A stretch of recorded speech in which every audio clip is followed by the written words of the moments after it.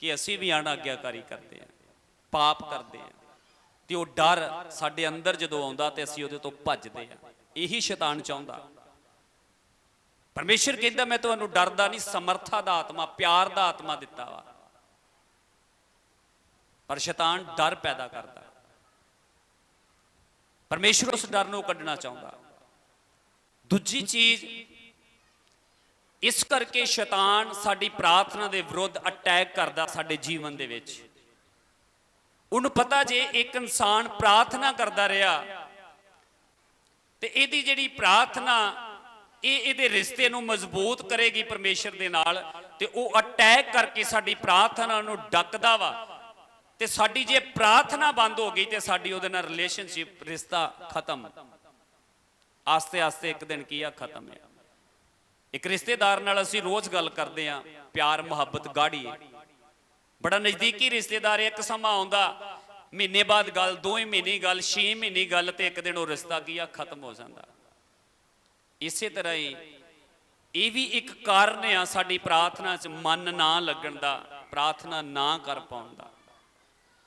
तीजी चीज जिहड़ी प्रार्थना दे विरोध आ वो ये आ कि असी प्रार्थना करते हैं पर रिजल्ट नहीं आ रहा, असी उदास हैं।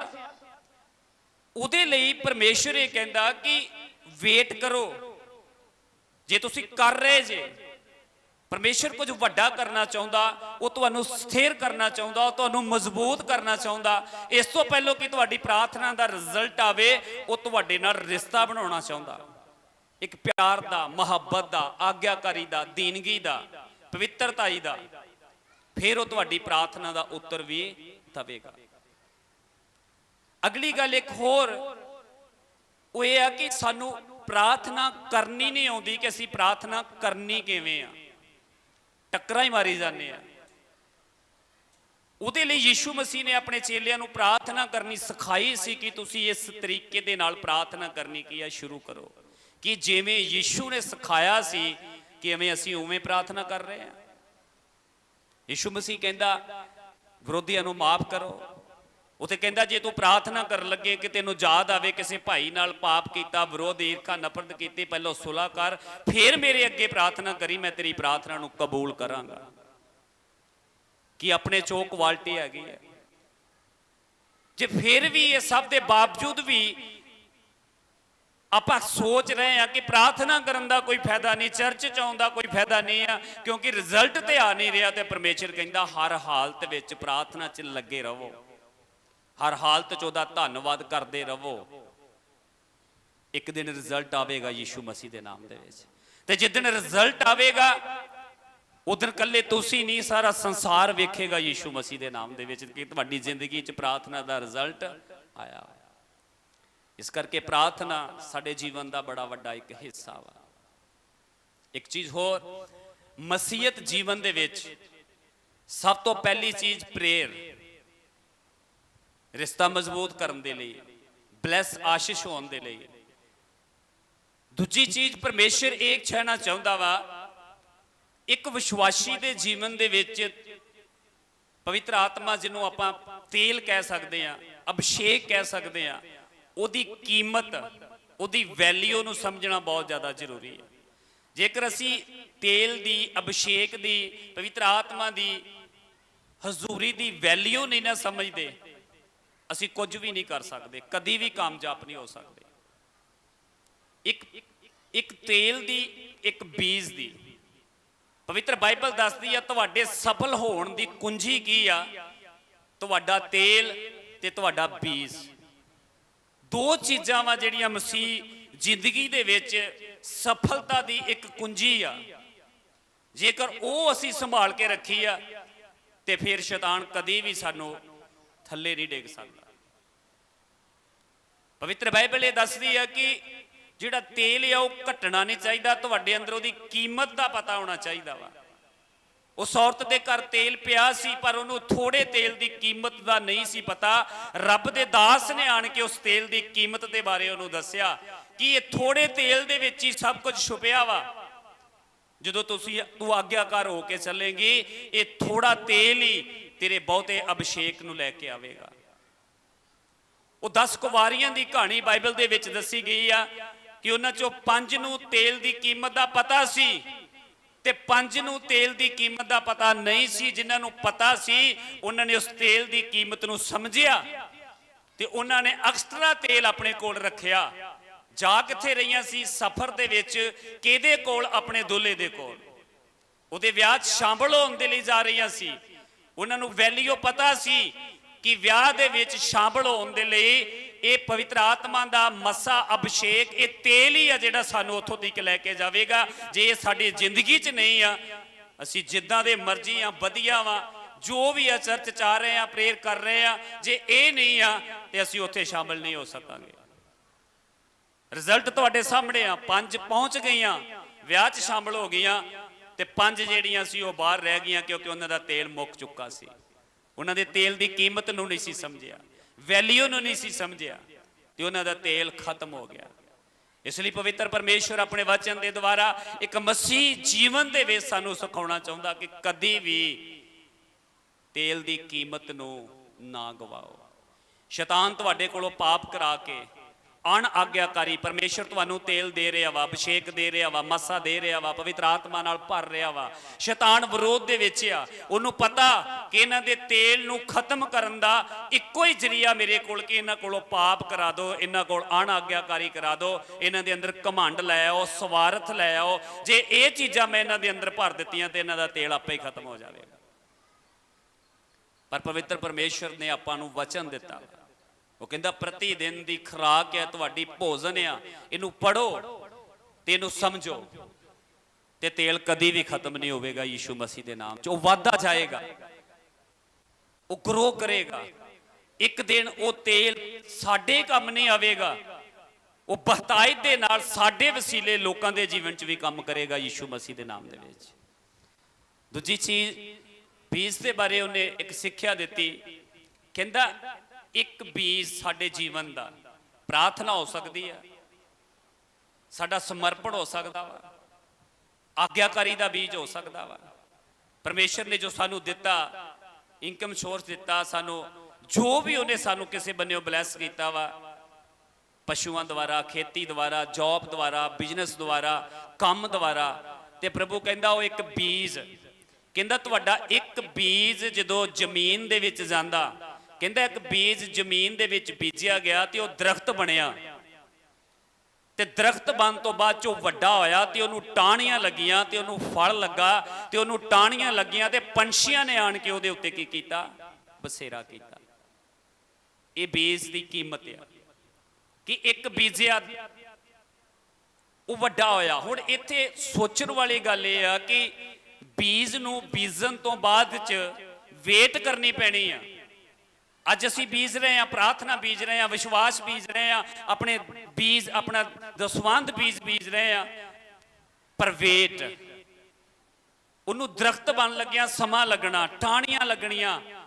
ਪਵਿੱਤਰ ਪਰਮੇਸ਼ਰ ਦੱਸਦਾ ਜਦੋਂ ਉਹ ਦਰਖਤ ਬਣ ਗਿਆ, ਉਹਨੂੰ ਟਾਹਣੀਆਂ ਲੱਗੀਆਂ, ਪੰਛੀਆਂ ਨੇ ਉਹਦੇ ਉੱਤੇ ਬਸੇਰਾ ਕੀਤਾ ਤੇ ਪਰਮੇਸ਼ਰ ਕਹਿੰਦਾ ਤੁਸੀਂ ਇੱਕ ਦਿਨ ਆਪਣੇ ਬੀਜ ਦੇ ਦੁਆਰਾ ਇੰਨੇ ਬਲੈਸ ਹੋਵੋਗੇ, ਤੁਹਾਡੀਆਂ ਲੋੜਾਂ ਹੀ ਨਹੀਂ, ਤੁਹਾਡੀਆਂ ਜ਼ਰੂਰਤਾਂ ਹੀ ਨਹੀਂ, ਭਵਨ ਦੀਆਂ, ਕਲੀਸਿਆਂ ਦੀਆਂ ਬਹੁਤ ਸਾਰੇ ਲੋਕ ਉਹਦੇ ਤੇ ਬਸੇਰਾ ਕਰਨਗੇ ਤੇ ਬਲੈਸ ਹੋਣਗੇ ਯੀਸ਼ੂ ਮਸੀਹ ਦੇ ਨਾਮ ਦੇ ਵਿੱਚ।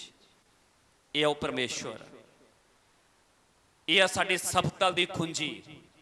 ਜਿੰਨਾ ਤੁਸੀਂ ਲੋਕਾਂ ਲਈ ਪ੍ਰੇਅਰ ਬੀਜਦੇ ਜਾਓਗੇ, ਜਿੰਨਾ ਤੁਸੀਂ ਆਪਣੇ ਵਿਸ਼ਵਾਸ ਨੂੰ ਬੀਜਦੇ ਜਾਓਗੇ, ਜਿੰਨਾ ਤੁਸੀਂ ਆਪਣੇ ਦਾਨ, ਆਪਣੇ ਦਸਵੰਧ ਬੀਜਦੇ ਜਾਓਗੇ, ਉਹ ਤੁਹਾਡੇ ਲਈ ਦਰਖਤ ਤੇ ਬਣੂਗਾ।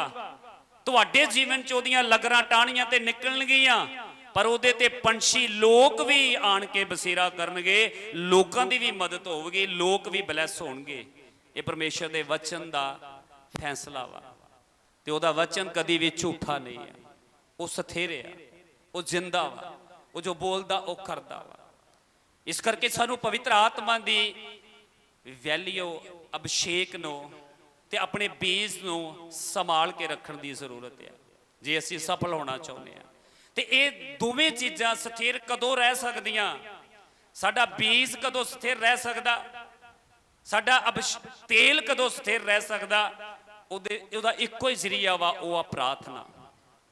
ਇਸੇ ਲਈ ਸ਼ੈਤਾਨ ਸਭ ਤੋਂ ਪਹਿਲਾਂ ਪ੍ਰਾਰਥਨਾ ਦੇ ਉੱਤੇ ਅਟੈਕ ਕਰਦਾ ਕਿ ਇਹਨਾਂ ਦੀ ਮੈਂ ਪ੍ਰਾਰਥਨਾ ਨੂੰ ਖਤਮ ਕਰ ਦਿੱਤਾ, ਇਹਨਾਂ ਦਾ ਬੀਜ ਵੀ ਖਤਮ ਹੋ ਜਾਣਾ ਵਾ ਤੇ ਇਹਨਾਂ ਦਾ ਤੇਲ ਵੀ ਖਤਮ ਹੋ ਜਾਣਾ। ਇਸ ਲਈ ਪ੍ਰਾਰਥਨਾ ਸਭ ਤੋਂ ਵੱਡੀ ਇੱਕ ਕੁੰਜੀ ਆ ਸਾਡੇ ਕੋਲ, ਇੱਕ ਲਾ ਲਓ ਚਾਰਜਿੰਗ ਆ ਸਾਡੇ ਕੋਲ।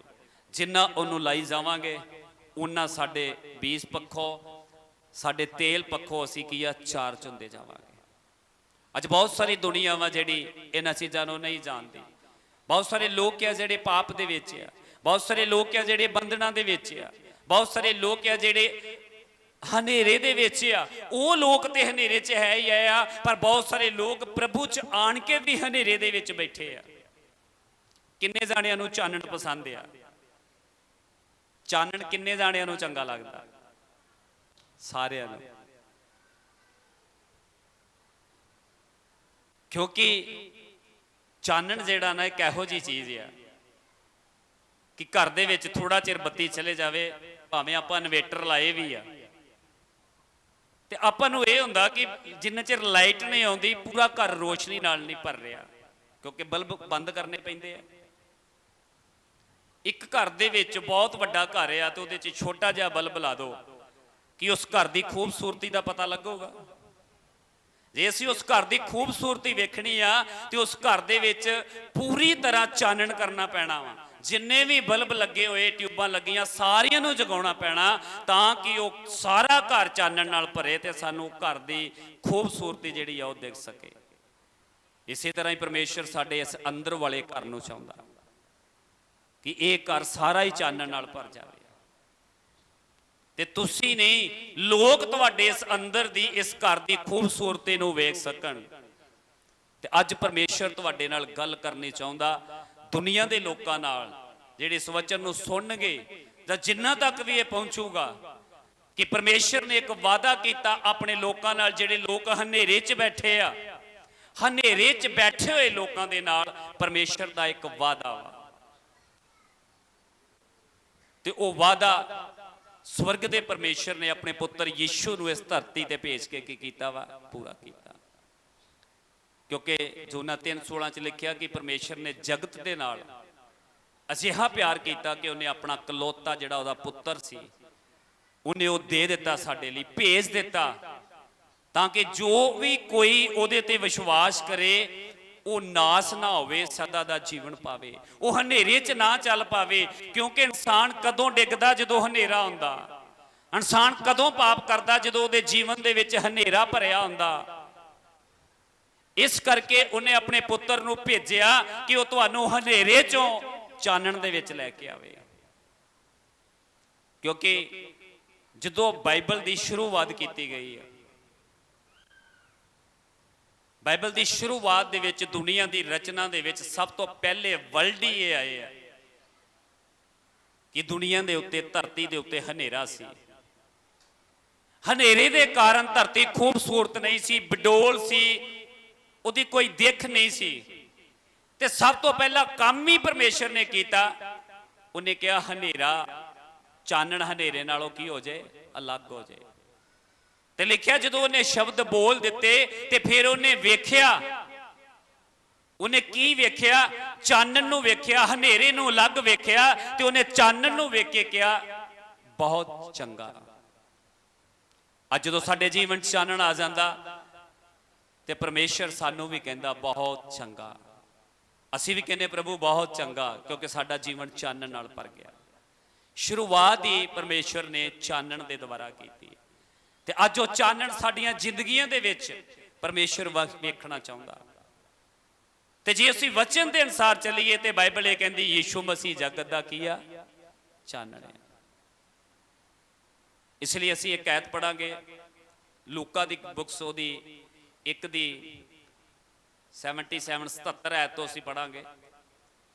ਅੱਜ ਅਸੀਂ ਦੁਨੀਆ ਦੇ ਲੋਕ ਜਿਹੜੇ ਹਨੇਰੇ ਦੇ ਵਿੱਚ ਆ, ਅੱਜ ਉਹ ਪੜ੍ਹਦੇ ਵੀ ਆ ਬਾਣੀਆਂ ਨੂੰ, ਬਾਈਬਲ ਨੂੰ ਵੀ ਪੜ੍ਹਦੇ ਆ, ਪਰ ਉਹਨਾਂ ਦੀ ਸਮਝ ਹਨੇਰੇ ਵਾਲੀ ਸਮਝ ਆ। ਉਹ ਇਸ ਪਵਿੱਤਰ ਬਾਈਬਲ ਨੂੰ ਹਨੇਰੇ ਵਾਲੀ ਬੁੱਧ ਦੇ ਨਾਲ ਪੜ੍ਹਦੇ ਆ। ਹਨੇਰੇ ਵਾਲੀ ਸਮਝ ਦੇ ਨਾਲ ਪੜਦੇ ਆ, ਕਿਉਂਕਿ ਜਿਹੜੀ ਹਨੇਰੇ ਦੀ ਬੁੱਧ ਸ਼ੈਤਾਨ ਨੇ ਉਹਨਾਂ ਨੂੰ ਦਿੱਤੀ ਆ, ਉਹ ਉਸ ਬੁੱਧ ਦੇ ਨਾਲ ਬਾਈਬਲ ਨੂੰ ਪੜ੍ਹ ਕੇ ਤੇ ਸਾਡੇ ਉੱਤੇ ਹੀ ਸਵਾਲ ਕਰਦੇ ਆ। ਪਰ ਜਦੋਂ ਕਿ ਇਹ ਪਵਿੱਤਰ ਬਾਈਬਲ ਲਿਖੀ ਗਈ ਆ, ਉਹਦੀ ਸ਼ੁਰੂਆਤ ਹੀ ਇੱਥੋਂ ਕੀਤੀ ਗਈ ਆ ਕਿ ਸਭ ਤੋਂ ਪਹਿਲਾਂ ਪਰਮੇਸ਼ਰ ਨੇ ਹਨੇਰੇ ਨੂੰ ਚਾਨਣ ਨਾਲੋਂ ਕੀ ਕੀਤਾ? ਅਲੱਗ ਕੀਤਾ। ਪਰਮੇਸ਼ਰ ਨੂੰ ਪਤਾ ਸੀ ਜਿੰਨਾ ਚਿਰ ਹਨੇਰਾ ਵਾ ਉਹਨਾਂ ਚਿਰ ਇਹ ਪ੍ਰਕਾਸ਼ਨ ਇਹਨਾਂ ਦੇ ਉੱਤੇ ਜ਼ਾਹਰ ਨਹੀਂ ਹੋ ਸਕਦਾ, ਪ੍ਰਗਟ ਨਹੀਂ ਹੋ ਸਕਦਾ, ਇਹ ਨਹੀਂ ਸਮਝ ਸਕਦੇ। ਅੱਜ ਜਦੋਂ ਪਰਮੇਸ਼ਰ ਸਾਨੂੰ ਚੁਣਦਾ, ਸਭ ਤੋਂ ਪਹਿਲਾਂ ਸਾਨੂੰ ਹਨੇਰੇ ਤੋਂ ਅਲੱਗ ਕਰਕੇ ਚਾਨਣ 'ਚ ਲੈ ਕੇ ਆਉਂਦਾ। ਜਦੋਂ ਅਸੀਂ ਚਾਨਣ 'ਚ ਆਉਂਦੇ ਆ, ਫਿਰ ਉਹਦਾ ਪ੍ਰਕਾਸ਼ ਸਾਡੇ ਤੇ ਖੁੱਲਦਾ ਤੇ ਅਸੀਂ ਉਹਦੇ ਵਚਨ ਨੂੰ ਸਮਝ ਸਕਦੇ ਹਾਂ। ਹਾਂਜੀ, ਪੜ੍ਹ ਦਈਏ। ਭਾਈ ਉਸ ਦੀ ਪਰਜਾ ਨੂੰ ਮੁਕਤੀ ਦਾ ਗਿਆਨ ਦੇਵੇ, ਭਈ ਉਹਦੀ ਪਰਜਾ ਨੂੰ ਮੁਕਤੀ ਦਾ ਗਿਆਨ ਮਿਲੇ, ਜਿਹੜੀ ਉਹਨਾਂ ਨੂੰ ਪਾਪਾਂ ਦੀ ਮਾਫੀ ਤੋਂ ਸਾਡੇ ਪਰਮੇਸ਼ਰ ਦੇ ਵੱਡੇ ਰਹਿਮ ਦੇ ਕਾਰਨ ਮਿਲੇਗੀ। ਹਾਂਜੀ, ਜਦ ਸਵੇਰ ਦਾ ਚਾਨਣ ਉੱਪਰੋਂ ਸਾਡੇ ਉੱਤੇ ਚਮਕੇਗਾ, ਹਾਂਜੀ, ਭਾਈ ਉਹਨਾਂ ਨੂੰ ਜੋ ਹਨੇਰੇ ਤੇ ਮੌਤ ਦੇ ਸਾਏ ਵਿੱਚ ਬੈਠੇ ਹੋਏ ਹਨ ਚਾਨਣ ਦੇਵੇ, ਹਾਲੇਲੂਇਆ। ਅਤੇ ਸਾਡੇ ਪੈਰਾਂ ਨੂੰ ਸ਼ਾਂਤੀ ਦੇ ਰਾਹ ਪਾਵੇ। ਇੱਥੇ ਪਰਮੇਸ਼ਰ ਦਾ ਵਚਨ ਬੋਲਦਾ ਕਿ ਯੀਸ਼ੂ ਮਸੀਹ ਦੇ ਆਉਣ ਤੋਂ ਪਹਿਲਾਂ ਇੱਕ ਨਬੀ ਆਇਆ, ਯਹੂਨਾ। ਤੇ ਯਹੂਨਾ ਨਬੀ ਇਸ ਧਰਤੀ ਤੇ ਜਦੋਂ ਆਇਆ, ਉਹਦਾ ਰਾਹ ਤਿਆਰ ਕਰਨ ਦੇ ਵਾਸਤੇ, ਤੇ ਉਹ ਇੱਥੇ ਪਰਮੇਸ਼ਰ ਦੇ ਉਸ ਵਾਅਦੇ ਨੂੰ ਸਾਡੇ ਉੱਤੇ, ਸਾਡੇ ਨਾਲ ਗੱਲ ਕਰ ਰਿਹਾ ਵਾ ਕਿ ਮੈਂ ਇਸ ਲਈ ਆਇਆ ਕਿ ਪਰਮੇਸ਼ਰ ਨੇ ਮੈਨੂੰ ਭੇਜਿਆ ਵਾ। ਉਹਨੇ ਜਿਹੜਾ ਤੁਹਾਡੇ ਨਾਲ ਵਾਅਦਾ ਕੀਤਾ ਸੀ ਪੁਰਾਣੇ ਨੇਮ ਦੇ ਵਿੱਚ, ਸ਼ੁਰੂਆਤ ਦੇ ਵਿੱਚ ਉਹਨੇ ਵਾਅਦਾ ਕੀਤਾ ਸੀ, ਉਸ ਵਾਅਦੇ ਦੇ ਨਾਲ ਮੈਂ ਤੁਹਾਡੇ ਨਾਲ ਗੱਲ ਕਰਨ ਆਇਆ ਵਾਂ ਕਿ ਪਰਮੇਸ਼ਰ ਤੁਹਾਨੂੰ ਮੁਕਤੀ ਦਾ ਇੰਤਜ਼ਾਮ ਕਰ ਰਿਹਾ ਵਾ। ਪਰਮੇਸ਼ਰ ਤੁਹਾਨੂੰ ਤੁਹਾਡੇ ਪਾਪ ਦੇ ਕਾਰਨ ਜਿਹੜੀ ਮੁਕਤੀ ਤੁਹਾਡੇ ਤੋਂ ਗਵਾਚ ਗਈ ਆ, ਤੁਹਾਡੇ ਕੋਲ ਪਰਮੇਸ਼ਰ ਦੀ ਸੰਗਤੀ ਟੁੱਟ ਗਈ, ਉਹਨੂੰ ਬਹਾਲ ਕਰਨ ਵਾਸਤੇ ਜਦੋਂ ਉੱਪਰੋਂ ਸਵੇਰ ਦਾ ਚਾਨਣ ਤੁਹਾਡੇ ਉੱਤੇ ਚਮਕੇਗਾ, ਜਦੋਂ ਰਾਤ ਖਤਮ ਹੁੰਦੀ ਆ ਤੇ ਜਦੋਂ ਦਿਨ ਚੜ੍ਹਦਾ। ਸ਼ਹਿਰਾਂ 'ਚ ਸ਼ਾਇਦ ਨਹੀਂ, ਪਿੰਡਾਂ ਦੇ ਵਿੱਚ ਸਵੇਰ ਦੀ ਜਿਹੜੀ 5 ਵਜੇ ਜਾਂ 4 ਵਜੇ ਜਿਹੜੀ ਸ਼ਾਂਤੀ, ਜਿਹੜੀ ਪੰਛੀਆਂ ਦਾ ਟਹਿਕਣਾ, ਦਰਖਤਾਂ ਦੇ ਪੱਤਿਆਂ ਦਾ ਛਣ-ਛਣ ਕਰਨਾ ਤੇ ਪੰਛੀਆਂ ਦੀ ਆਵਾਜ਼ ਜਦੋਂ ਤੁਹਾਡੇ ਸੁੱਤੇ ਹੋਇਆਂ ਕੰਨਾਂ 'ਚ ਪੈਂਦੀ ਆ, ਤੇ ਆਪਾਂ ਬੜੇ ਆਨੰਦ ਦੇ ਨਾਲ ਉੱਠਦੇ ਆ, ਮਹਿਸੂਸ ਕਰਦੇ ਆ, ਪਤਾ ਲੱਗ ਜਾਂਦਾ ਕਿ ਰਾਤ ਖਤਮ ਹੋ ਗਈ ਆ ਤੇ ਸਵੇਰ ਜਿਹੜੀ ਆ ਉਹ ਚੜ੍ਹ ਗਈ ਹੈ। ਇਸ ਲਈ ਸਵਰਗ ਦਾ ਪਰਮੇਸ਼ਰ ਕਹਿੰਦਾ ਜਦੋਂ ਉੱਪਰੋਂ ਚਾਨਣ ਤੁਹਾਡੇ ਜ਼ਿੰਦਗੀ ਦੇ ਵਿੱਚ ਚਮਕੇਗਾ, ਜਿਹੜੇ ਹਨੇਰੇ ਦੇ ਰਾਵਾਂ 'ਚ, ਹਨੇਰੇ 'ਚ ਬੈਠੇ ਹੋਏ ਆ, ਤੇ ਚਾਨਣ ਉਹਨਾਂ ਦੇ ਉੱਤੇ ਪ੍ਰਗਟ ਹੋਵੇਗਾ। ਕਿਹਦੀ ਗੱਲ ਕਰ ਰਿਹਾ? ਯੀਸ਼ੂ ਮਸੀਹ ਦੀ। ਯੀਸ਼ੂ ਮਸੀਹ ਕਿੱਥੋਂ ਆਇਆ? ਉੱਪਰੋਂ। ਬਾਈਬਲ 'ਚ ਲਿਖਿਆ ਪਹਿਲਾ ਇਨਸਾਨ ਧਰਤੀ ਤੋਂ ਤੇ ਦੂਜਾ ਇਨਸਾਨ ਕਿੱਥੋਂ? ਸਵਰਗ ਤੋਂ। ਤੇ ਇੱਥੇ ਉਹ ਕਹਿੰਦਾ ਚਾਨਣ ਉੱਪਰੋਂ ਚਮਕੇਗਾ ਤੇ ਤੁਹਾਡੇ ਹਨੇਰੇ ਹੋਏ ਜੀਵਨਾਂ 'ਚ ਕੀ ਕਰੇਗਾ? ਚਾਨਣ ਪ੍ਰਗਟ ਕਰੇਗਾ। ਰੱਬ ਦਾ ਦਾਸ ਇੱਥੇ ਕਹਿ ਰਿਹਾ ਵਾ, ਗੱਲ ਕਰ ਰਿਹਾ ਵਾ ਕਿ ਚਾਨਣ ਉੱਪਰੋਂ ਤੁਹਾਡੇ ਜੀਵਨ 'ਚ ਚਮਕਣ ਵਾਲਾ ਵਾ। ਤੁਹਾਨੂੰ ਤਿਆਰ ਹੋਣ ਦੀ ਜ਼ਰੂਰਤ ਹੈ ਉਸ ਚਾਨਣ ਨੂੰ ਆਪਣੀ ਜ਼ਿੰਦਗੀ 'ਚ ਲੈਣ ਵਾਸਤੇ। ਪਰ ਅਫਸੋਸ ਦੀ ਗੱਲ ਇਹ ਹੋਈ, ਪਰਮੇਸ਼ਰ ਨੇ ਆਪਣੇ ਵਾਅਦੇ ਦੇ ਅਨੁਸਾਰ ਉਸ ਚਾਨਣ ਨੂੰ ਭੇਜ ਦਿੱਤਾ, ਉਹ ਚਾਨਣ ਪਹੁੰਚ ਗਿਆ ਸਾਡੇ ਕੋਲ। ਪਰ ਅਸੀਂ ਇੱਕ ਐਤ ਪੜਾਂਗੇ, ਯਹੋਨਾ 1 ਉਹਦੀ 4 ਤੋਂ ਪੜ੍ਹ ਦਿਆਂਗੇ। ਯਹੋਨਾ ਉਹਦੀ 1 ਦੀ 4 ਤੋਂ। ਅੱਜ ਜੇ ਅਸੀਂ ਸੱਚਮੁੱਚ ਇਸ ਚਾਨਣ ਦੇ ਵਚਨ ਨੂੰ ਸਮਝ ਗਏ, ਇਹ ਚਾਨਣ ਕੌਣ ਸੀ, ਕਿਉਂ ਆਇਆ ਤੇ ਸਾਡੀ ਜ਼ਿੰਦਗੀ 'ਚ ਕੀ ਕਰਨਾ ਚਾਹੁੰਦਾ ਸੀ, ਤੇ ਫਿਰ ਸੱਚਮੁੱਚ ਹੀ ਅੱਜ ਤੋਂ ਬਾਅਦ ਤੁਹਾਡੇ ਜੀਵਨਾਂ ਦਾ ਹਨੇਰਾ ਸਦਾ ਦੇ ਲਈ ਖਤਮ ਹੋਵੇਗਾ ਯੀਸ਼ੂ ਮਸੀਹ ਦੇ ਨਾਮ ਦੇ ਵਿੱਚ। ਹਾਲੇਲੂਇਆ। ਹਾਂਜੀ, ਉਸ ਵਿੱਚ ਜਿਉਣ ਸੀ, ਲਿਖਿਆ ਉਹ ਜਿਹੜਾ ਚਾਨਣ ਆ ਉਹਦੇ ਵਿੱਚ ਜਿਉਣ ਸੀ, ਅਤੇ ਉਹ ਜਿਉਣ ਇਨਸਾਨ ਦਾ ਚਾਨਣ ਸੀ। ਕਹਿੰਦਾ ਉਹ ਜਿਉਣ ਹੀ ਇਨਸਾਨ ਦਾ ਚਾਨਣ ਸੀ। ਉਹ ਚਾਨਣ ਹਨੇਰੇ ਵਿੱਚ ਚਮਕਦਾ ਹੈ, ਉਹ ਚਾਨਣ ਹਨੇਰੇ 'ਚ ਵੀ ਚਮਕਦਾ ਵਾ। ਹਾਂਜੀ, ਪਰ ਹਨੇਰੇ ਨੇ ਉਸ ਨੂੰ ਨਾ ਬੁਝਾਇਆ। ਹਨੇਰਾ ਉਸ ਚਾਨਣ ਨੂੰ ਨਹੀਂ ਬੁਝਾ ਸਕਿਆ। ਪਰਮੇਸ਼ਰ ਦੀ ਵੱਲੋਂ ਯਹੋਨਾ ਨਾਮੇ ਇੱਕ ਮਨੁੱਖ ਭੇਜਿਆ ਹੋਇਆ ਸੀ। ਯਹੋਨਾ ਨਾਮੇ ਇੱਕ ਮਨੁੱਖ ਇਸ ਧਰਤੀ ਤੇ ਭੇਜਿਆ ਸੀ। ਇਹ ਸਾਖੀ ਦੇ ਲਈ ਆਇਆ, ਉਹ ਇਹੋ ਹੀ ਗਵਾਹੀ ਦੇਣ ਵਾਸਤੇ ਆਇਆ, ਭਈ ਚਾਨਣ ਉੱਤੇ ਸਾਖੀ ਦੇਵੇ, ਭਈ ਉਹ ਚਾਨਣ ਦੇ ਉੱਤੇ ਕੀ ਸਾਨੂੰ ਦਵੇ? ਗਵਾਹੀ ਦਵੇ। ਅੱਜ ਉਹ ਗਵਾਹੀ ਦੁਨੀਆ ਨੂੰ ਅਸੀਂ ਦੇ ਰਹੇ ਆ। ਅੱਜ ਉਹੀ ਪ੍ਰਚਾਰ ਅਸੀਂ ਕਰ ਰਹੇ ਹਾਂ, ਅੱਜ ਉਹੀ ਗਵਾਹੀ ਅਸੀਂ ਦੇ ਰਹੇ ਹਾਂ ਕਿ ਭਈ ਇੱਕ ਦੁਨੀਆ ਦੇ ਉੱਤੇ ਆਇਆ, ਉਹਦੇ ਵਿੱਚ ਚਾਨਣ ਸੀ, ਹਨੇਰਾ ਉਹਨੂੰ ਨਹੀਂ ਬੁਝਾ ਸਕਿਆ, ਤੇ ਅਸੀਂ ਉਸ ਚਾਨਣ ਦੀ ਗਵਾਹੀ ਦੇਣ ਵਾਸਤੇ ਆਏ ਹਾਂ। ਹਾਂਜੀ ਅੱਗੇ। ਤਾਂ ਜੋ ਸਭ ਲੋਕ ਹਾਂਜੀ, ਉਹਦੇ ਰਾਹੀਂ ਨੇਚਾ ਕਰਨ। ਸਭ ਲੋਕ ਉਸ ਚਾਨਣ ਦੇ ਉੱਤੇ ਵਿਸ਼ਵਾਸ ਕਰਨ। ਉਹ ਆਪ ਤਾਂ ਚਾਨਣ ਨਹੀਂ ਸੀ, ਯਹੋਨਾ ਕਹਿ ਰਿਹਾ ਵਾ ਕਿ ਉਹ ਖੁਦ ਤੇ ਚਾਨਣ ਨਹੀਂ ਸੀ, ਪਰ ਉਹ ਚਾਨਣ ਉੱਤੇ ਸਾਖੀ ਦੇਣ ਆਇਆ ਸੀ। ਪਰ ਉਹ ਚਾਨਣ ਤੇ ਗਵਾਹੀ ਦੇਣ ਆਇਆ ਸੀ। ਸੱਚਾ ਚਾਨਣ ਹਾਂਜੀ, ਜਿਹੜਾ ਹਰੇਕ ਮਨੁੱਖ ਨੂੰ ਉਜਾਲਾ ਕਰਦਾ ਹੈ, ਕਹਿੰਦਾ ਉਹ ਸੱਚਾ ਚਾਨਣ ਜਿਹੜਾ ਹਰੇਕ ਮਨੁੱਖ ਨੂੰ ਉਜਾਲਾ ਕਰਦਾ ਹੈ, ਜਗਤ ਵਿੱਚ ਆਉਣ ਵਾਲਾ ਸੀ। ਜਗਤ ਵਿੱਚ ਆਉਣ ਵਾਲਾ ਸੀ। ਉਹ ਜਗਤ ਵਿੱਚ ਆਇਆ ਸੀ, ਉਹ ਜਗਤ ਵਿੱਚ ਆਇਆ, ਜਗਤ ਉਸ ਤੋਂ ਰਚਿਆ ਗਿਆ, ਜਗਤ ਉਹਦੇ ਤੋਂ ਰਚਿਆ ਗਿਆ, ਪਰ ਜਗਤ ਨੇ ਉਸ ਨੂੰ ਨਾ ਪਛਾਤਾ। ਹਾਲੇਲੂਇਆ। ਅਫਸੋਸ ਇੱਥੇ ਆ ਕਿ ਜਗਤ ਨੇ ਉਹਨੂੰ ਨਹੀਂ ਪਛਾਣਿਆ। ਅੱਜ ਜਦੋਂ ਇੱਕ ਇਨਸਾਨ ਯੀਸ਼ੂ ਮਸੀਹ ਦੇ ਉੱਤੇ ਵਿਸ਼ਵਾਸ ਕਰਕੇ ਬਪਤਿਸਮਾ ਲੈ ਕੇ ਨਵਾਂ ਜੀਵਨ ਪਾ ਕੇ ਪਵਿੱਤਰ ਆਤਮਾ ਦੀ ਅਗਵਾਈ ਵਿੱਚ ਚੱਲ ਜਾਂਦਾ, ਤੇ ਉਹਦੇ ਜੀਵਨ 'ਚ ਚਾਨਣ ਆ ਜਾਂਦਾ, ਉਹਦਾ ਜੀਵਨ ਬਦਲ ਜਾਂਦਾ, ਪਾਪ ਛੱਡ ਦਿੰਦਾ, ਬੁਰਾਈ ਛੱਡ ਦਿੰਦਾ, ਨਸ਼ਾ ਛੱਡ ਦਿੰਦਾ, ਵਿਭਚਾਰ ਮੂਰਤੀ ਪੂਜਾ ਛੱਡ ਦਿੰਦਾ। ਕਿਉਂ? ਕਿ ਉਹਦੇ ਅੰਦਰ ਚਾਨਣ ਆ ਗਿਆ ਤੇ ਹਨੇਰੇ ਦੇ ਕੰਮਾਂ ਕੀ ਕਰ ਦਿੱਤੇ ਆ? ਅਲੱਗ ਹੋ ਗਿਆ।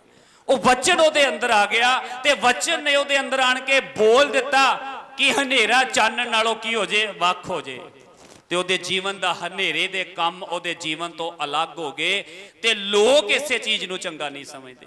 ਲਿਖਿਆ ਉਹ ਆਇਆ ਤੇ ਸੀ, ਪਰ ਲੋਕਾਂ ਨੇ ਉਹਨੂੰ ਪਛਾਣਿਆ ਨਹੀਂ ਹੈ। ਅੱਜ ਵੀ ਲੋਕ ਉਸ ਚਾਨਣ ਨੂੰ ਨਹੀਂ ਸਮਝ ਰਹੇ।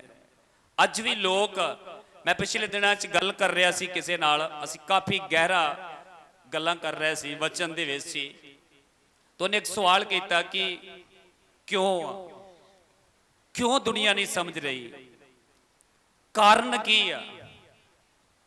ਤੇ ਮੈਂ ਉਹਨੂੰ ਦੱਸ ਰਿਹਾ ਸੀ ਕਿ ਜੇ ਯੀਸ਼ੂ ਮਸੀਹ ਵਚਨ ਦੇ ਵਿੱਚ ਇਹ ਕਹਿ ਰਿਹਾ ਵਾ ਕਿ ਉਹ ਚਾਨਣ ਸੀ, ਹਨੇਰਾ ਉਹਨੂੰ ਨਹੀਂ ਬੁਝਾ ਸਕਿਆ, ਉਹ ਚਾਨਣ ਜਗਤ ਵਿੱਚ ਆਇਆ, ਸਾਨੂੰ ਉਜਾਲਾ ਦੇਣ ਦੇ ਲਈ ਆਇਆ, ਪਰ ਜਗਤ ਉਹਦੇ ਦੁਆਰਾ ਰਚਿਆ, ਜਗਤ ਨੇ ਉਹਨੂੰ ਪਛਾਣਿਆ ਨਹੀਂ ਆ। ਉਹ ਕਹਿ ਰਿਹਾ ਤੇ ਉਹਦਾ ਆਨਸਰ ਵੀ ਉਹ ਦੇ ਰਿਹਾ ਵਾ ਕਿ ਇਹਦਾ ਕਾਰਨ ਕੀ ਆ। ਤੁਸੀਂ ਉਦਾਸ ਨਾ ਹੋ ਜਾਵੋ, ਤੁਸੀਂ ਪਰੇਸ਼ਾਨ ਨਾ ਹੋਵੋ, ਇਹਦਾ ਕਾਰਨ ਵੀ ਉਹ ਦੱਸ ਰਿਹਾ ਵਾ। ਅਸੀਂ ਪੜਾਂਗੇ ਦੂਜਾ ਗ੍ਰੰਥੀਆਂ ਉਹਦੀ 4 ਦੇ ਵਿੱਚ। ਅੱਜ ਮੈਂ ਹਰ ਇੱਕ ਦੁਨੀਆ ਦੇ ਜਨ ਨੂੰ ਇਹ ਬੇਨਤੀ ਕਰਨਾ ਚਾਹੁੰਦਾ, ਹਰ ਇੱਕ ਵਿਸ਼ਵਾਸੀ ਨੂੰ ਇਹ ਦੱਸਣਾ ਚਾਹੁੰਦਾ ਕਿ ਜੇਕਰ ਤੁਹਾਡੇ ਨਾਲ ਹੋ ਰਿਹਾ ਵਾ, ਸਾਡੇ ਨਾਲ ਹੋ ਰਿਹਾ ਵਾ, ਜੀਵਨ 'ਚ ਤੁਸੀਂ ਵੇਖ ਰਹੇ ਜੇ, ਤੇ ਇਹਨਾਂ ਵਚਨਾਂ ਨੂੰ ਆਪਣੇ ਜੀਵਨ 'ਚ ਯਾਦ ਕਰੋ। ਤੇ ਜੋ ਸਾਨੂੰ ਕਰਨ ਦੀ ਜ਼ਰੂਰਤ ਆ, ਪ੍ਰਭੂ ਨੇ ਵਚਨ ਬੋਲਿਆ ਕਿ ਹਨੇਰਾ ਲੱਗ ਹੋ ਜੇ, ਸਾਨੂੰ ਜ਼ਰੂਰਤ ਆ ਕਿ ਪ੍ਰਭੂ ਸਾਡੇ ਰਿਸ਼ਤੇਦਾਰ, ਸਾਕ ਸੰਬੰਧੀ, ਸਾਡੇ ਜਿਹੜੇ ਆਪਣੇ ਆ, ਉਹਨਾਂ ਦੇ ਜੀਵਨ ਦੇ ਵਿੱਚ ਹਨੇਰਾ ਵਾ, ਸ਼ੈਤਾਨ ਨੇ ਉਹਨਾਂ ਦੀ ਬੁੱਧ ਫੜੀ ਆ, ਤੇ ਪ੍ਰਭੂ ਉਹਨਾਂ ਦੇ ਜੀਵਨ 'ਚ ਚਾਨਣ ਆ ਜਾਵੇ। ਹਾਂਜੀ, ਜਿਨ੍ਹਾਂ ਵਿੱਚ ਇਸ ਯੁੱਗ ਦੇ ਈਸ਼ਰ ਨੇ ਬੇਪ੍ਰਤੀਤੀ ਦੀਆਂ ਬੁੱਧਾਂ ਅੰਨੀਆਂ ਕਰ ਦਿੱਤੀਆਂ। ਹੁਣ ਕਸੂਰ ਕਿਹਦਾ ਵਾ? ਕਸੂਰ ਉਹਨਾਂ ਦਾ ਵੀ ਨਹੀਂ ਆ। ਵਚਨ ਦੱਸਦਾ ਕਿ ਇਸ ਯੁੱਗ ਦਾ ਈਸ਼ਰ ਕੌਣ ਆ? ਸ਼ੈਤਾਨ ਆ। ਸ਼ੈਤਾਨ ਨੇ ਹਰ ਇੱਕ ਇਨਸਾਨ ਦੀ, ਜਿਹੜਾ ਪਰਮੇਸ਼ਰ ਦਾ ਵਚਨ ਨਹੀਂ ਸੁਣਦਾ, ਗ੍ਰਹਿਣ ਨਹੀਂ ਕਰਦਾ, ਉਹਦੇ ਤੇ ਚੱਲਦਾ ਨਹੀਂ ਆ, ਪਰਮੇਸ਼ਰ ਕਹਿੰਦਾ ਇਸ ਯੁੱਗ ਦੇ ਈਸ਼ਰ ਸ਼ੈਤਾਨ ਨੇ ਉਹਨਾਂ ਦੀ ਬੁੱਧ ਨੂੰ ਅੰਨ੍ਹਿਆ ਕਰ ਦਿੱਤਾ। ਮਤੇ ਮਸੀਹ ਜੋ ਪਰਮੇਸ਼ਰ ਦਾ ਸਰੂਪ ਹੈ, ਉਸ ਦੇ ਤੇਜ ਦੀ ਖੁਸ਼ਖਬਰੀ ਦਾ ਚਾਨਣ ਉਹਨਾਂ ਉੱਤੇ ਪ੍ਰਕਾਸ਼ ਹੋਵੇ। ਹਾਲੇਲੂਇਆ। ਕਹਿੰਦਾ ਮਸੀਹ ਜੋ ਪਰਮੇਸ਼ਰ ਦਾ ਤੇਜ ਆ, ਪਰਮੇਸ਼ਰ ਦਾ ਸਰੂਪ ਆ, ਖੁਦ ਪਰਮੇਸ਼ਰ ਆ, ਕਹਿੰਦਾ ਉਹਦਾ ਪ੍ਰਕਾਸ਼ ਉਹਨਾਂ ਦੇ ਉੱਤੇ ਜ਼ਾਹਰ ਨਾ ਹੋ ਜਾਵੇ, ਪ੍ਰਗਟ ਨਾ ਹੋ ਜਾਵੇ। ਸ਼ੈਤਾਨ ਇੱਥੋਂ ਤੀਕ ਪਹੁੰਚਿਆ ਕਿ ਉਹਨੇ ਹਰ ਇਨਸਾਨ ਦੀ ਬੁੱਧ ਜਿਹੜੀ ਆ ਉਹ ਅੰਨੀ ਕੀਤੀ ਹੈ।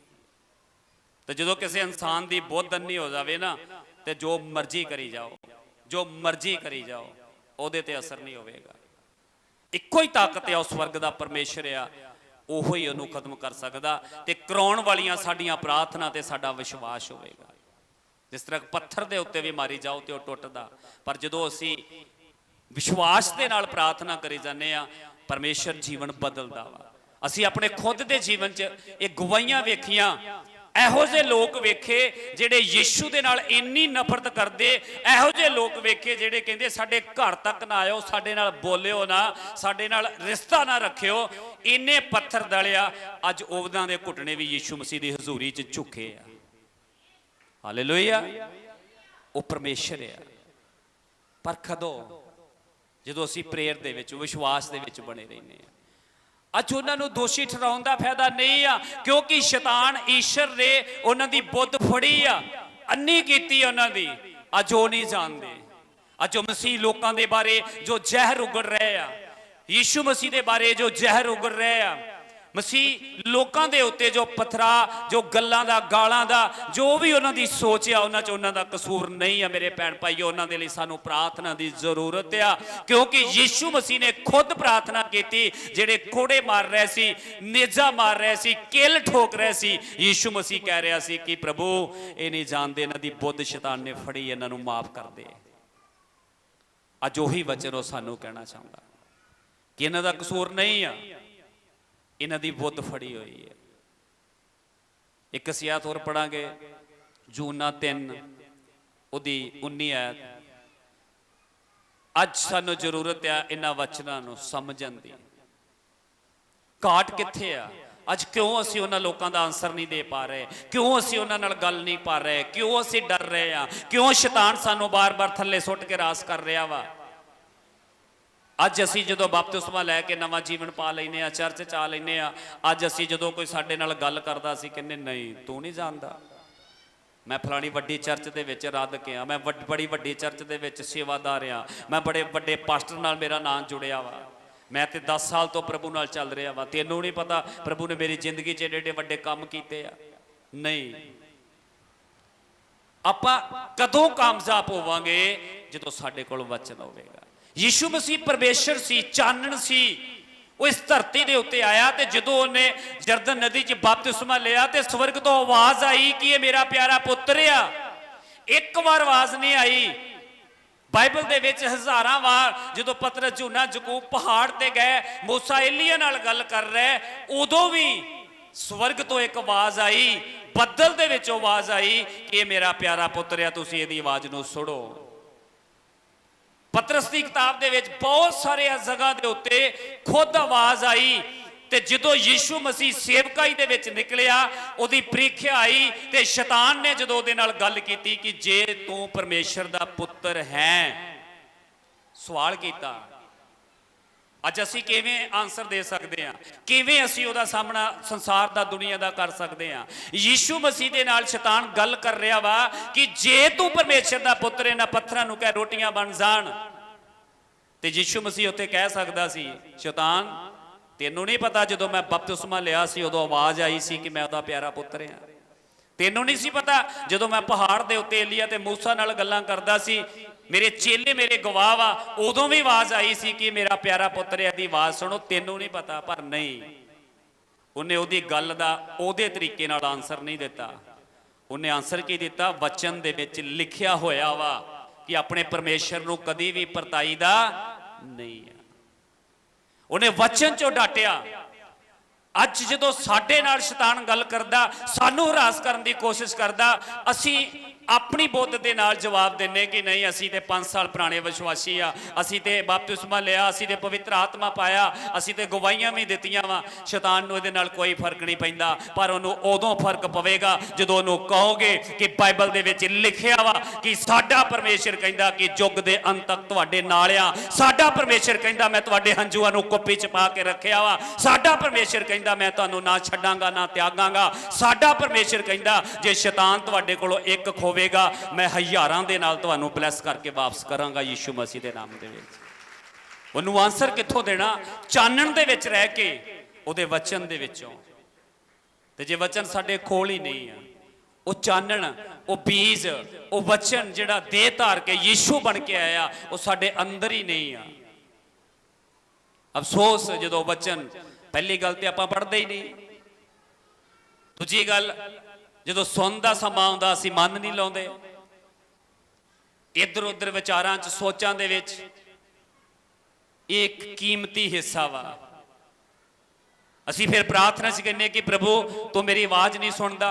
ਅਸੀਂ ਕਹਿੰਦੇ ਪਾਸਟਰ ਜੀ ਅਸੀਂ 4-4 ਘੰਟੇ ਪ੍ਰੇਅਰ ਕਰਦੇ ਆ, ਰੱਬ ਸਾਡੇ ਨਾਲ ਗੱਲ ਨਹੀਂ ਕਰਦਾ, ਸਾਨੂੰ ਕੋਈ ਦਰਸ਼ਨ ਨਹੀਂ ਹੁੰਦਾ, ਸਾਡੇ ਨਾਲ ਪਰਮੇਸ਼ਰ ਦੀ ਕਦੀ ਗੱਲ ਨਹੀਂ ਹੁੰਦੀ। ਪਰ ਪਰਮੇਸ਼ਰ ਕਹਿੰਦਾ ਮੇਰੀ ਧੀ ਮੇਰੇ ਪੁੱਤ, ਜਦੋਂ ਮੈਂ ਆਪਣੇ ਦਾਸ ਨੂੰ ਵਚਨ ਦਿੱਤਾ, ਜਦੋਂ ਮੈਂ ਆਪਣੇ ਲੋਕਾਂ ਨੂੰ ਵਚਨ ਦਿੱਤਾ, ਜਦੋਂ ਉਹਨਾਂ ਨੇ ਰੌਲਾ ਪਾ ਪਾ ਕੇ ਚਰਚ ਦੇ ਵਿੱਚ ਜਗ੍ਹਾ ਜਗ੍ਹਾ ਦੇ ਉੱਤੇ ਰੋਡਾਂ ਸੜਕਾਂ 'ਚ ਘਰਾਂ 'ਚ ਤੁਹਾਨੂੰ ਸੁਣਾਇਆ, ਉਦੋਂ ਤੁਸੀਂ ਕੰਨ ਨਹੀਂ ਲਾਇਆ, ਉਦੋਂ ਤੁਸੀਂ ਉਹਦੀ ਕਦਰ ਨਹੀਂ ਕੀਤੀ, ਉਦੋਂ ਤੁਸੀਂ ਉਹਨੂੰ ਸੁਣਿਆ ਨਹੀਂ ਆ। ਤੇ ਅੱਜ ਮੈਂ ਤੁਹਾਡੇ ਨਾਲ ਕਿਵੇਂ ਗੱਲ ਕਰਾਂ, ਕਿਉਂਕਿ ਸਾਡਾ ਪਰਮੇਸ਼ਰ ਅਣਖ ਵਾਲਾ ਪਰਮੇਸ਼ਰ ਹੈ।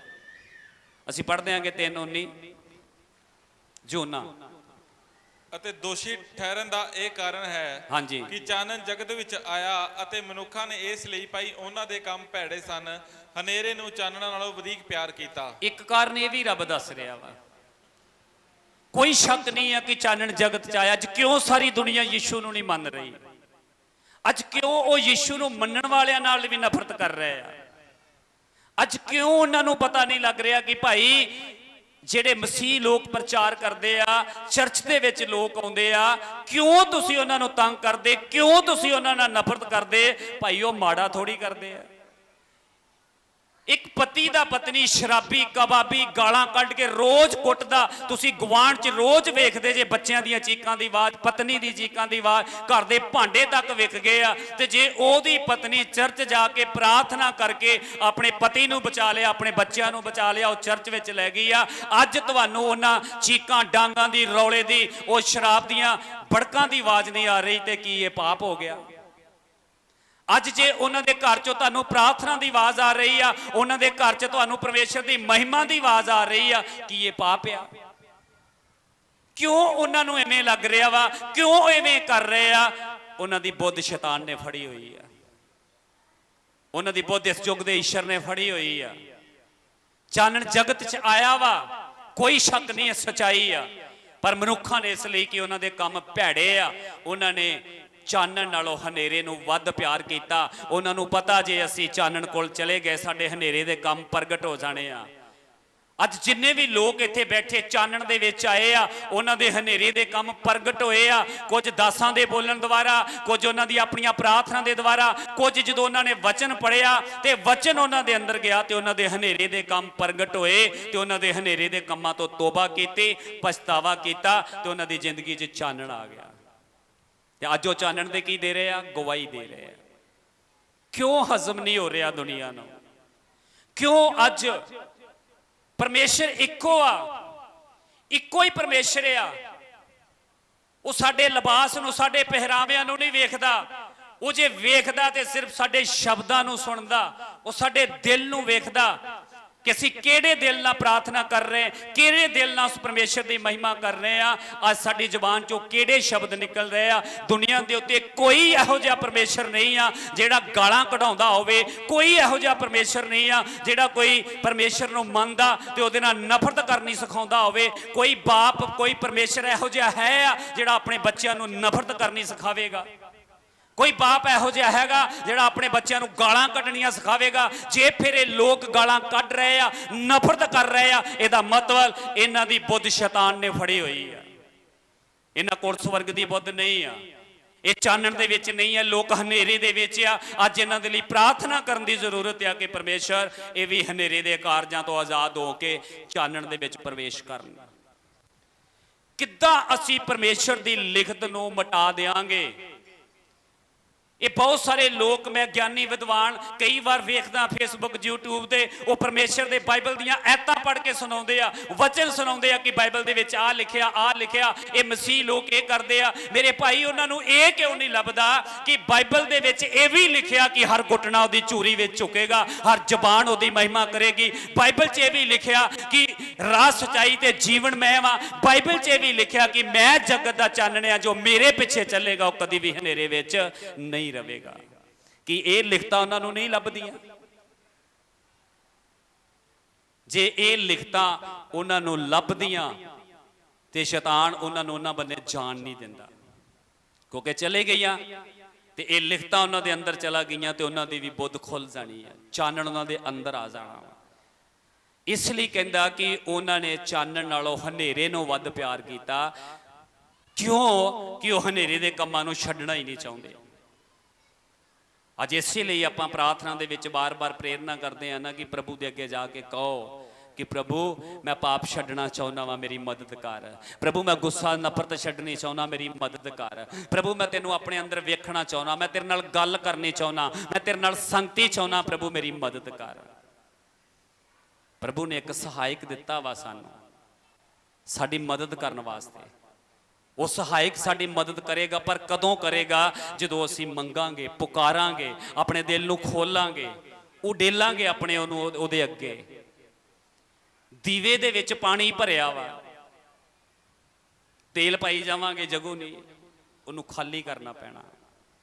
ਖਾਲੀ ਕਰਾਂਗੇ ਫਿਰ ਉਹਦੇ ਵਿੱਚ ਤੇਲ ਪਾਵਾਂਗੇ ਤੇ ਉਹ ਜਗੇਗਾ ਤੇ ਚਾਨਣ ਵੀ ਦੇਵੇਗਾ। ਇਸ ਲਈ ਪਰਮੇਸ਼ਰ ਤੁਹਾਨੂੰ ਆਪਣੇ ਵਿੱਚ ਵੇਖਣਾ ਚਾਹੁੰਦਾ ਵਾ, ਕਿਉਂਕਿ ਉਹ ਜਗਤ ਦਾ ਚਾਨਣ ਆ। ਉਹੀ ਚਾਨਣ ਤੁਹਾਡੇ ਅੰਦਰ ਵੇਖਣਾ ਚਾਹੁੰਦਾ ਵਾ। ਉਹ ਕਹਿੰਦਾ ਜਿਸ ਤਰ੍ਹਾਂ ਇੱਕ ਰਾੜ, ਲੋਹੇ ਦੀ ਰਾੜ, ਉਹ ਭਾਰੀ ਆ, ਬੜੀ ਮਜ਼ਬੂਤ ਆ, ਉਹਨੂੰ ਅੱਗ ਦੇ ਵਿੱਚ ਸੁੱਟ ਦਿਓ, ਕਾਫੀ ਚਿਰ ਅੱਗ ਚੋਂ ਪਈ ਰਹਿਣ ਤੋਂ ਉਹਨੂੰ ਬਾਹਰ ਕੱਢ ਲਵੋ। ਬਹੁਤ ਸਾਰੇ ਲੋਕ ਇੱਥੇ ਸੋਨੇ ਦਾ ਕੰਮ ਕਰਦੇ ਆ, ਉਹਨਾਂ ਨੂੰ ਪਤਾ ਵਾ ਸੋਨੇ ਨੂੰ ਵੀ ਢਾਲਣ ਵਾਸਤੇ ਅੱਗ 'ਚ ਦੇਣਾ ਪੈਂਦਾ ਤੇ ਲੋਹੇ ਨੂੰ ਵੀ ਆਕਾਰ ਦੇਣ ਵਾਸਤੇ ਅੱਗ 'ਚ ਦੇਣਾ ਪੈਂਦਾ। ਤੇ ਜਦੋਂ ਉਸ ਰਾੜ ਨੂੰ ਅੱਗ ਵਿੱਚ ਸੁੱਟ ਦਈਏ ਤੇ ਜਦੋਂ ਬਾਹਰ ਕੱਢ ਕੇ ਉਹਨੂੰ ਹੱਥ 'ਚ ਫੜੀਏ ਤੇ ਇੱਕ ਸਮਾਂ ਸੀ ਜਦੋਂ ਰਾੜ ਲੱਗ ਸੀ, ਅੱਗ ਲੱਗ ਸੀ, ਅੱਗ ਦੇ ਵਿੱਚ ਰਾੜ ਨਜ਼ਰ ਨਹੀਂ ਸੀ ਆ ਰਹੀ ਤੇ ਰਾੜ ਦੇ ਵਿੱਚ ਅੱਗ ਨਜ਼ਰ ਨਹੀਂ ਸੀ ਆ ਰਹੀ। ਪਰ ਹੁਣ ਇੱਕ ਸਮਾਂ ਕਿ ਉਹੀ ਅੱਗ ਉਸ ਰਾੜ ਦੇ ਵਿੱਚ ਵੀ ਨਜ਼ਰ ਆ ਰਹੀ ਹੈ। ਕਾਰਨ ਉਸ ਰਾੜ ਨੂੰ ਅੱਗ ਦੇ ਵਿੱਚ ਜਾਣਾ ਪਿਆ। ਜਦੋਂ ਰਾੜ ਅੱਗ ਦੇ ਵਿੱਚ ਗਈ ਤੇ ਉਹੀ ਅੱਗ ਉਸ ਰਾੜ ਦੇ ਵਿੱਚ ਆ ਗਈ ਤੇ ਉਹ ਰਾੜ ਅੱਗ ਦੇ ਵਿੱਚ ਤਬਦੀਲ ਹੋ ਗਈ ਤੇ ਹੁਣ ਉਹਨੂੰ ਥੋੜੀ ਜੀ ਸੱਟ ਲਾ ਕੇ ਜਿਹੜੇ ਮਰਜ਼ੀ ਆਕਾਰ ਦੇ ਵਿੱਚ ਕੀ ਕਰ ਦਿਓ, ਬਦਲ ਦਿਓ। ਜਦੋਂ ਪਰਮੇਸ਼ਰ ਦੀ ਅੱਗ, ਉਹਦੀ ਸਮਰਥ ਸਾਡੇ ਜੀਵਨ 'ਚ ਆ ਜਾਂਦੀ ਹੈ ਨਾ, ਤੇ ਫਿਰ ਅਸੀਂ ਜਿੱਦਾਂ ਚਾਹੀਏ ਆਪਣੇ ਜੀਵਨ ਨੂੰ ਢਾਲ ਸਕਦੇ ਹਾਂ, ਜਿੱਦਾਂ ਚਾਹੀਏ ਇਹਨੂੰ ਵਰਤ ਸਕਦੇ ਹਾਂ। ਇਦਾਂ ਦਾ ਰਿਸ਼ਤਾ ਪਰਮੇਸ਼ਰ ਚਾਹੁੰਦਾ। ਜਿਸ ਤਰ੍ਹਾਂ ਇੱਕ ਬਾਲਟੀ ਦੇ ਵਿੱਚ ਇੱਕ ਗਲਾਸ ਆ, ਆਪਾਂ ਵਿੱਚ ਸੁੱਟ ਦਿੱਤਾ, ਬਾਲਟੀ ਪਾਣੀ ਨਾਲ ਭਰੀ ਪਈ ਆ, ਆਪਾਂ ਗਲਾਸ ਸੁੱਟ ਦੇਵਾਂਗੇ, ਗਲਾਸ ਬਾਲਟੀ ਦੇ ਵਿੱਚ ਆ ਤੇ ਗਲਾਸ ਵੀ ਪਾਣੀ ਨਾਲ ਭਰਿਆ ਹੋਇਆ ਵਾ। ਹੁਣ ਜਿਹੜਾ ਪਾਣੀ ਬਾਲਟੀ 'ਚ ਆ ਉਹੀ ਪਾਣੀ ਗਲਾਸ 'ਚ ਆ, ਬਾਲਟੀ ਵੀ ਭਰੀ ਆ ਤੇ ਗਲਾਸ ਵੀ ਭਰਿਆ ਵਾ।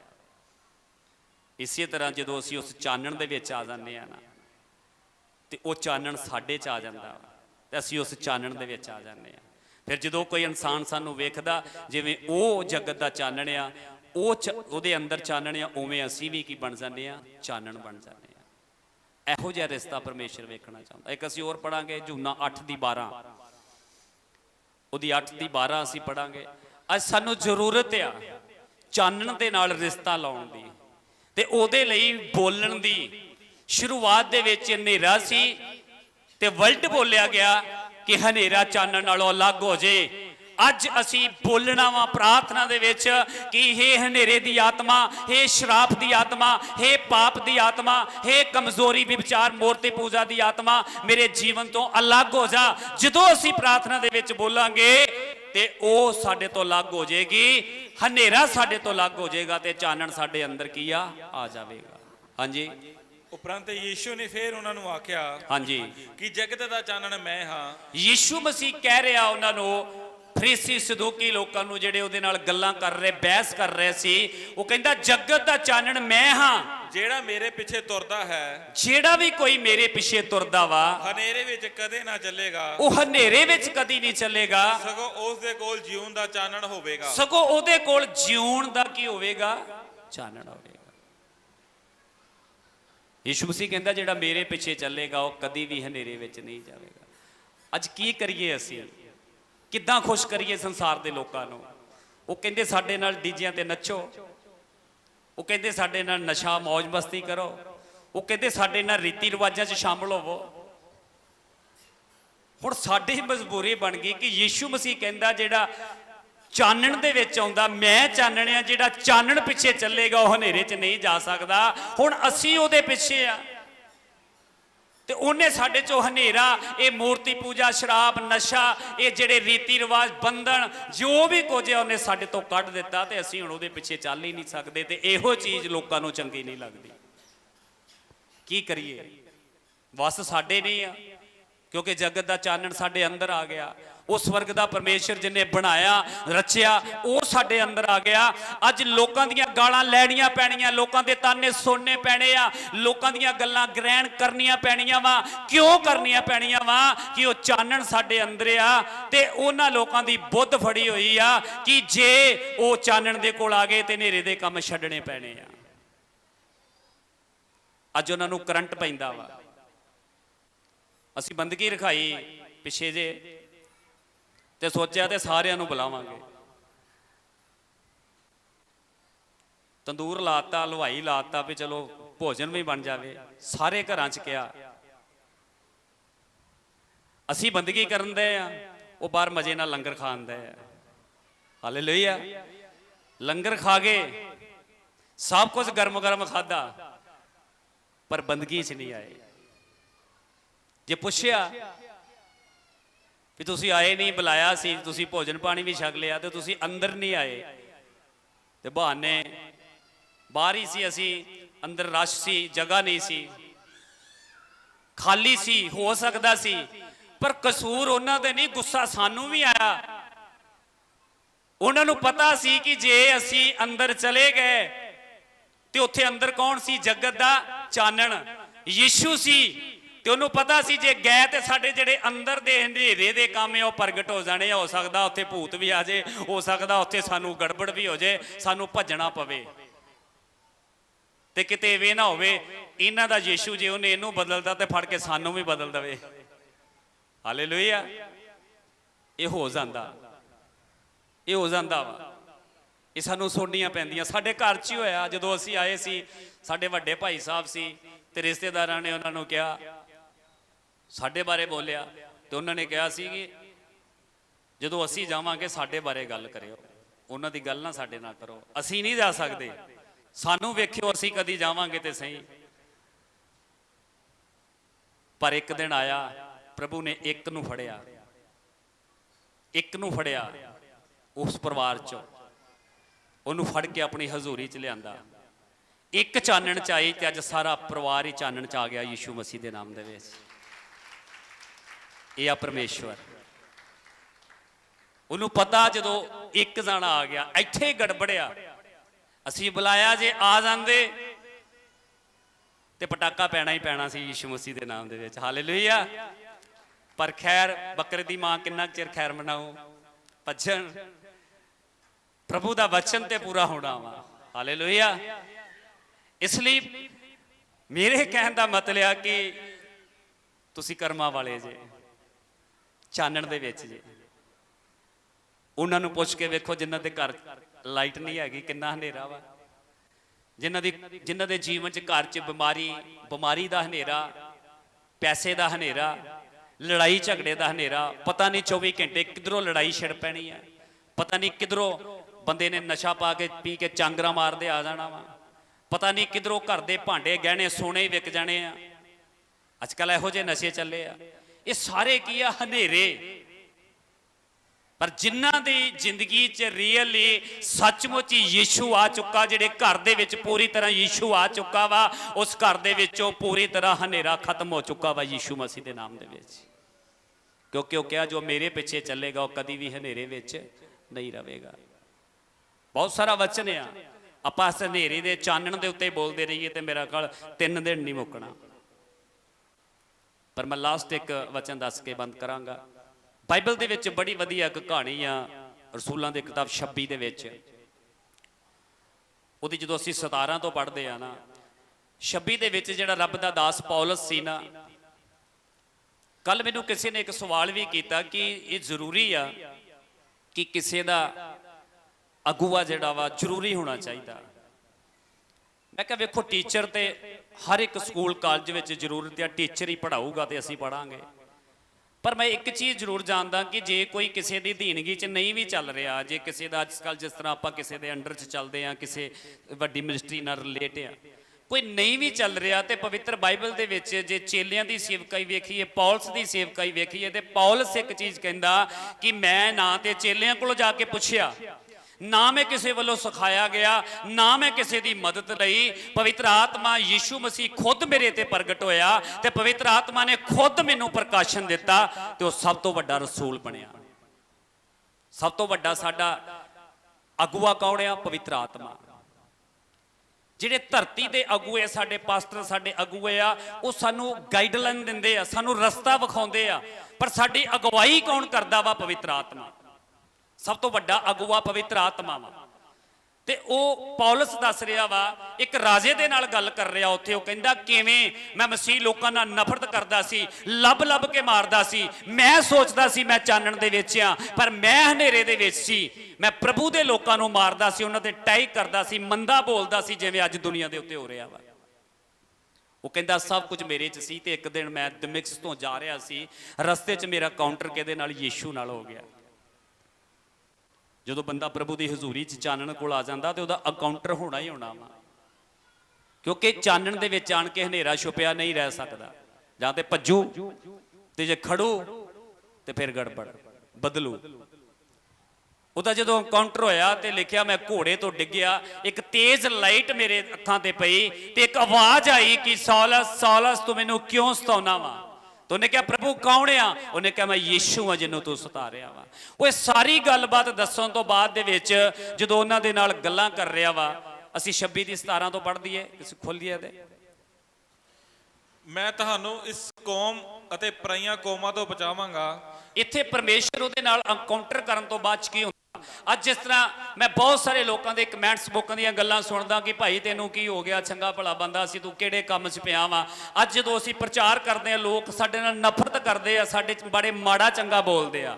ਇੱਥੇ ਪੌਲਸ ਗੈਰ ਕੌਮ ਦਾ ਇਨਸਾਨ ਸੀ, ਯਹੂਦੀ ਪ੍ਰਭੂ ਦੇ ਲੋਕਾਂ ਨੂੰ ਫੜ ਫੜ ਮਾਰਦਾ ਸੀ, ਨਫ਼ਰਤ ਕਰਦਾ ਸੀ ਉਹਨਾਂ ਦੇ ਨਾਲ। ਜਦੋਂ ਉਹਦਾ ਸਾਹਮਣਾ ਯੀਸ਼ੂ ਮਸੀਹ ਨਾਲ ਹੋਇਆ ਤੇ ਉਹ ਯੀਸ਼ੂ ਮਸੀਹ ਉਹਦੇ ਨਾਲ ਗੱਲ ਕੀਤੀ ਤੇ ਪ੍ਰਭੂ ਕਹਿੰਦਾ ਪੌਲਸ ਹੁਣ ਤੈਨੂੰ ਮੈਂ ਫੜ ਲਿਆ ਵਾ, ਹੁਣ ਤੇਰੇ ਹਨੇਰੇ ਨੂੰ ਮੈਂ ਕੱਢ ਦਿੱਤਾ ਵਾ, ਹੁਣ ਤੂੰ ਮੇਰੇ ਲਈ। ਹਾਂਜੀ ਪੜ੍ਹ ਦਈਏ।